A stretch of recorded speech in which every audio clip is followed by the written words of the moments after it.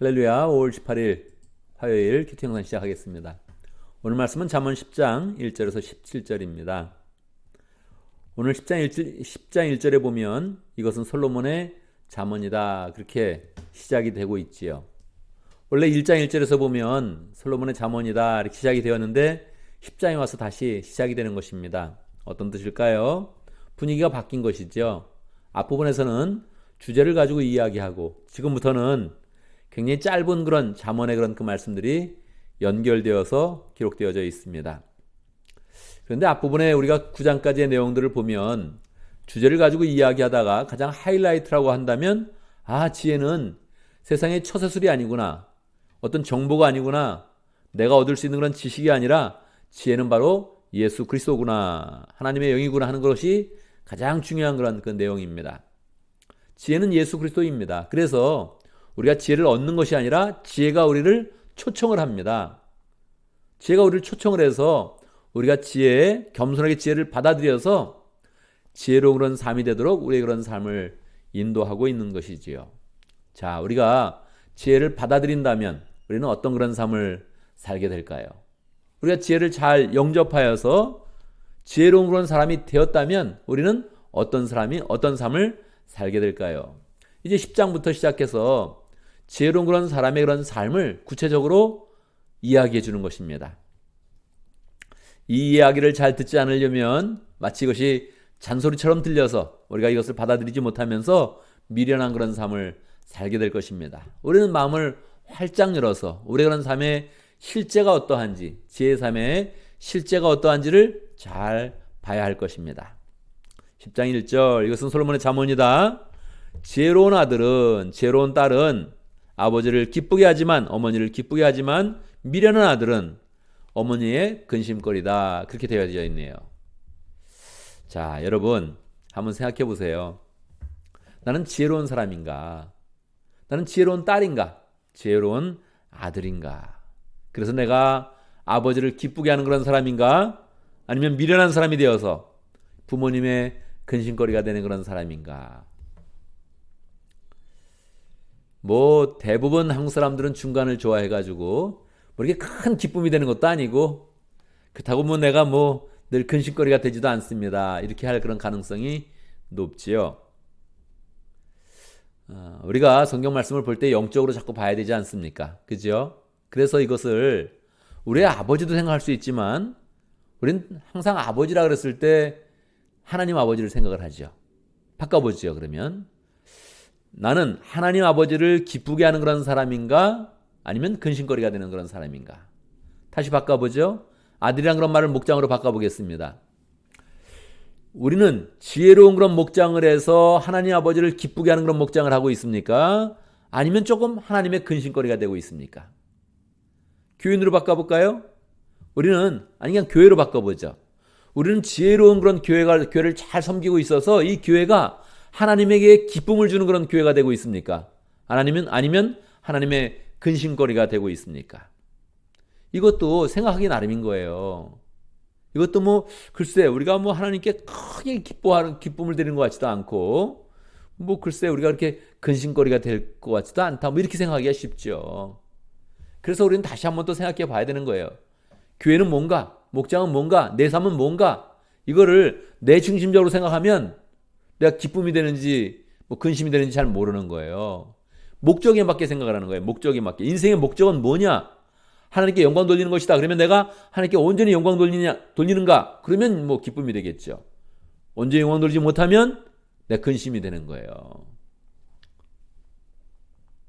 우리 그런 교회가 하나님께 온전히 영혼 구원하여 제사 잡는 교회를 잘 살고 있으면 하나님께 기쁨이 되는 거예요. 그거 안 되고 있으면 우리는 근심이 되는 거예요.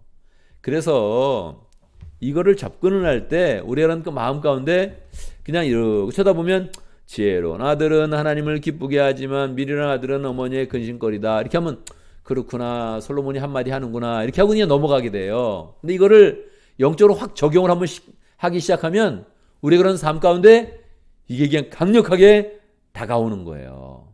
그래서 우리가 이 말씀들을 항상 자꾸 영적으로 보는 그런 훈련을 해야 됩니다. 왜냐하면 지혜가 처세술이라고 생각을 하거든요. 지혜는 그냥 내가 하나 정보를 얻어가지고 그래 이렇게 좀 요령 있게 살아봐야지, 요령 있게 살면서 돈도 좀 벌고 편안하게 살아봐야지 이러고 생각을 하면 이거 완전 멸망의 길로 가는 거예요. 그래서 우리가 이거를 지혜가 예수님이다 이렇게 생각했기 때문에 우리가 예수님의 은혜 가운데서 우리가 어떻게 정말로 하나님의 사람으로 온전하게 서서 하나님께 영광을 돌릴 것인가 이렇게 자꾸 그렇게 생각하면서 이거를 적용해 봐야 됩니다. 아니면 그냥 뭐 술술 넘어가는데 이게 무슨 뜻이야? 아유 그렇구나 하면서 그냥 넘어가게 되는 거예요. 자 2절 한번 볼까요? 여기는 계속 1절과 2절의 연관성이 없어요. 짧은 그런 잠언이 계속 연관되는 거예요. 이건 마치 그냥 보화를 캐듯 보석을 짚듯 우리가 그냥 이 잠언의 말씀을 잡는 거예요.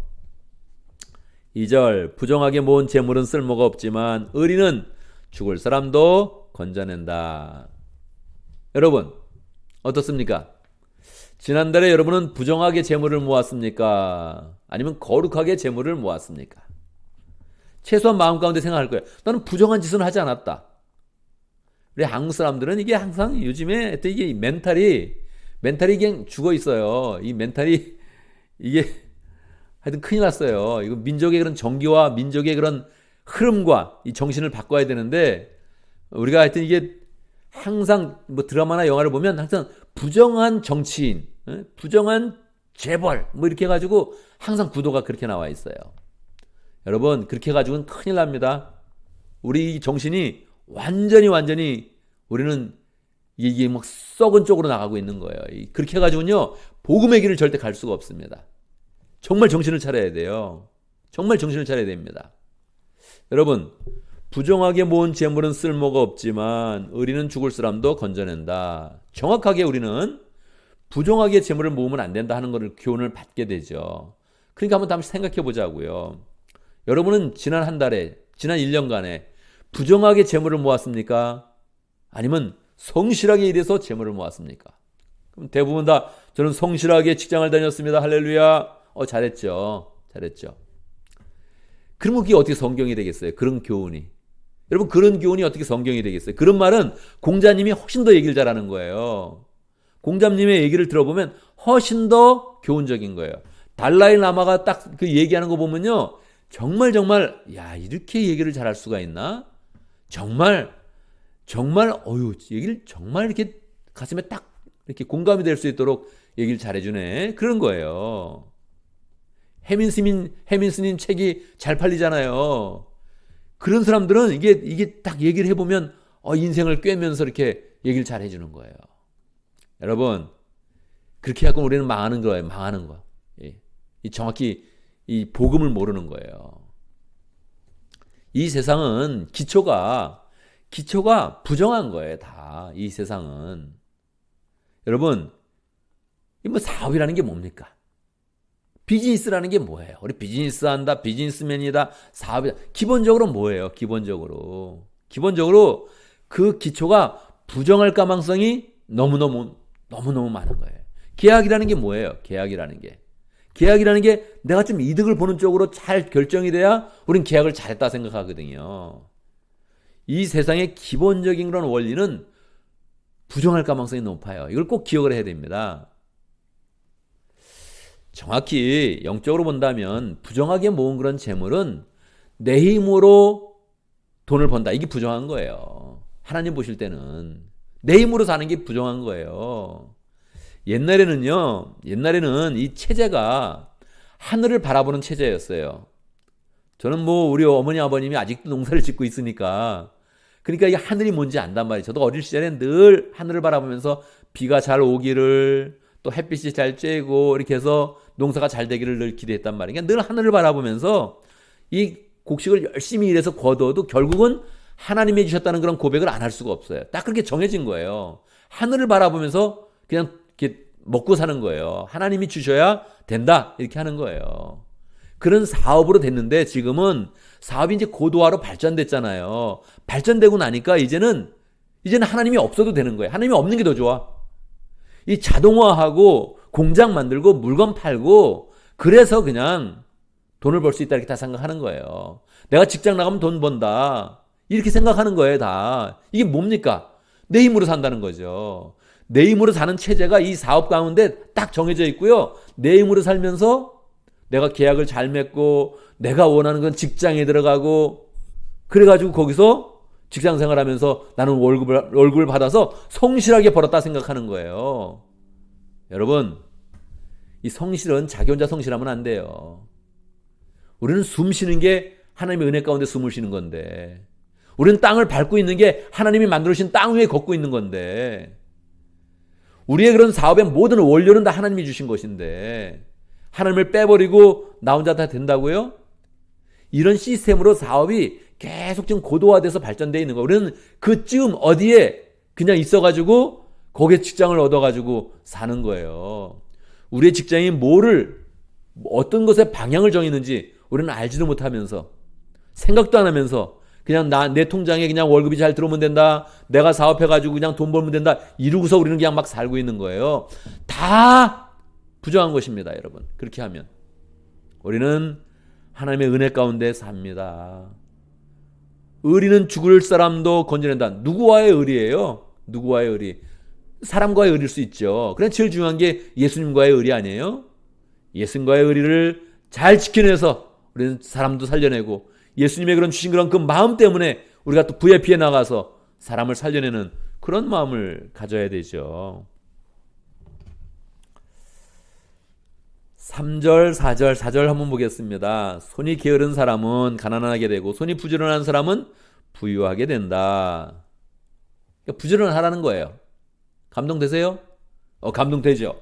이게 손이 부지런하게 내가 움직여야겠구나. 손을 부지런하게 움직여서 내가 부유하게 되겠구나. 이게 무슨 성경이에요. 성경은 분명히 이 뜻을 가지고 있습니다. 우리에게 부지런히 살아라 이런 뜻을 가지고 있죠. 근데 이런 거는 초등학교만 다녀도 다 알아요. 그렇지 않아요? 유치원생도 알겠다. 부지런하면 내가 좀 더 잘 되는구나. 부지런해야지. 게으르면 가난하게 되는구나. 그렇구나. 내가 그냥 부지런하게 일해야 돼. 이걸 누가 모르겠어요. 누가 모르겠어요. 그래서 우리는 어떻게 하려고 그래요? 부지런하게 공부하고 부지런하게 일하고 막 그러는 거예요. 이게 수험생이 되면 말이야. 큰 시험이 되면 옛날에도 그런 말 많이 있었잖아요. 4당 오락이라 그래가지고 4시간 자면 붙고 5시간 자면 떨어진다. 그래서 잠을 줄여서 해야 된다.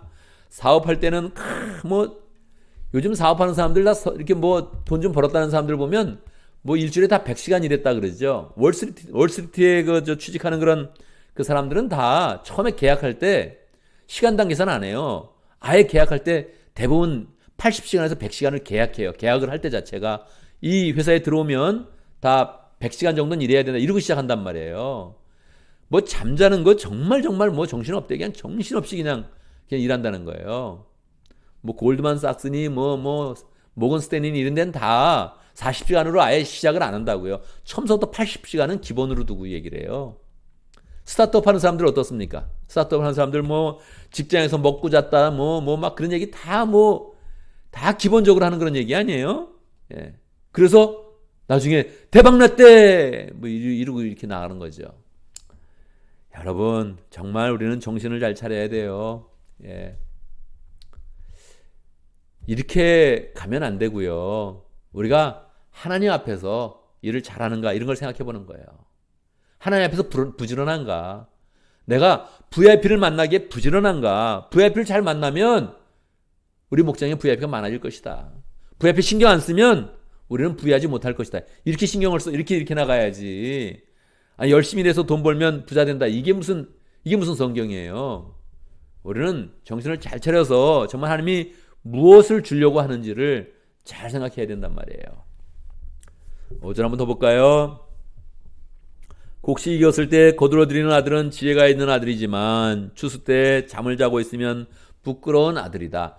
1차적인 그런 교훈은 틀림없이 우리에게 추수 때를 잘 봐서 그렇게 추수를 잘 해야지 그거 놓치면 가난해진다. 그런 얘기일 거예요. 1차적으로는 분명히. 타이밍이 중요하다. 그런 얘기겠죠. 근데 여러분 막 감동되세요? 그게? 이런 걸 또 성경이라고 써놨네. 그러지 않아요? 이건 누가 모르겠어요. 조금만 살아보면 다 알죠, 이거. 누가 안 가르쳐줘도 다 알 수 있는 그런 내용일 거예요. 우리는 좀 더 영적으로 생각해야 되죠. VIP를 만날 때 필요를 채워줘라.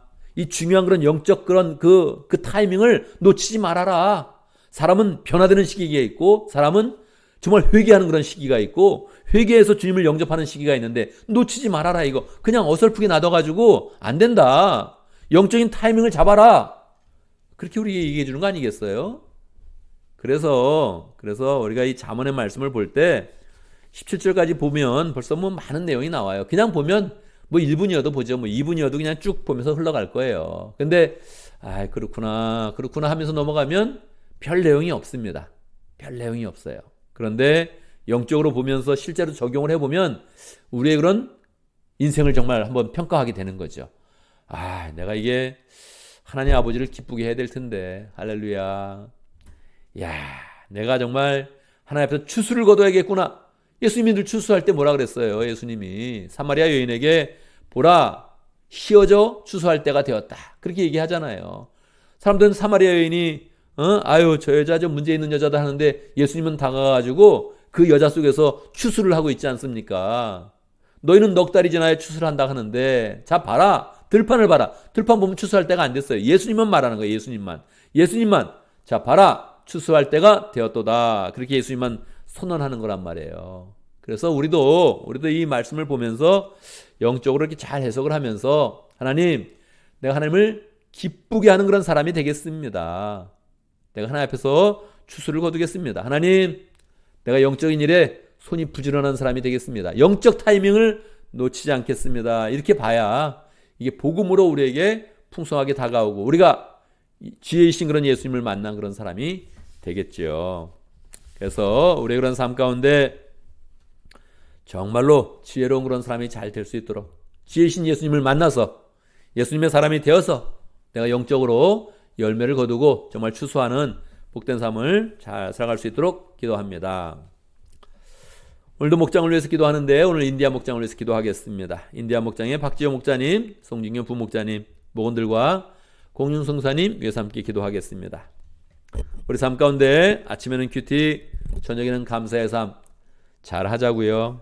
여러분 이런 게 다 잠언의 말씀입니다. 이런 게 이게 마음속에 들려져야 움직이는 거예요. 우리는 이 마음이 들려지지 않는 거예요. 들려지지 않으니까 이게 잘 안 되는 거죠. 그래서 이 마음이 자꾸 들려져서 정말로 우리의 삶 가운데 아침에는 큐티, 저녁에는 감사의 삶, 감사의 나눔을 잘 해야 되는 것입니다. 제가 먼저 기도하고 또 함께 기도하는 시간 갖도록 하겠습니다. 기도합니다. 하나님 아버지 우리에게 지혜를 부어주셔서 우리를 통해서 기쁨을 갖기 원하시는 귀한 은혜를 감사합니다. 우리가 어떻게 주님 앞에 기쁨의 그런 삶을 살 수 있겠습니까? 예수님께서 우리 가운데 오셔서 지혜를 주셔서 우리는 지혜의 그런 삶을 따라가는 그런 가운데 하나님을 기쁘게 하고 영광 돌리고 우리의 그런 삶 가운데 열매가 풍성할 것을 믿습니다. 한 걸음 한 걸음 내 힘으로 살려는 것이 아니라 하나님이 주신 은혜 가운데 그 은혜의 길을 가면서 하나님의 지혜를 나타내는 복된 삶을 잘 살아갈 수 있도록 인도하여 주시옵소서. 하나님 아버지 우리에게 지혜의 삶을 잘 살 수 있도록 목장을 허락하신 것 하나님 아버지 감사합니다. 목장을 통해서 우리의 그런 삶 가운데 사랑을 느끼고 주의 사랑을 풍성히 느끼고 나누고 세워가는 복된 삶을 잘 살아갈 수 있도록 역사하여 주옵소서. 인디아 목장의 박지호 목자님, 송진경 부목자님 축복하여 주시고 하나님 그 마음 가운데 주님을 사랑하여서 함께 모일 때마다 사랑이 풍성하게 하시고 미래의 그런 소망이 풍성하도록 역사하여 주옵소서. 목원들이 모일 때마다 주님께서 은혜를 주시고 늘 기쁨이 충만하던 목장을 축복하여 주옵소서. 공영승교사님 인도 사람들을 품고 늘 선교의 그런 그 마음으로 준비하여서 그 평생을 주님께 헌신하고 있습니다. 하나님께서 함께 해주시고 우리 선교사님의 모든 사역을 통하여서 인디아가 변화될 수 있도록 역사하여 주시옵소서. 하나님 우리의 그런 삶이 아침에는 큐티하고 저녁에는 감사 나눔하고 감사의 그런 나눔 가운데 서로를 바라보며 격려하며 축복하며 세워가는 복된 공동체 될 수 있도록 역사하여 주옵소서. 우리는 지혜 있게 생각하나 하나님 아버지 우리의 그런 삶 가운데 말씀 하나를 지켜가고 열매 맺기가 쉽지 않습니다. 주님이 세워주시고 주님이 은혜 주시고 우리의 그런 삶 가운데 하나님의 은혜를 부어주시고 주의 사랑 가운데 세워져 갈 수 있도록 축복하여 주시옵소서. 예수님의 이름으로 기도드리옵나이다. 아멘.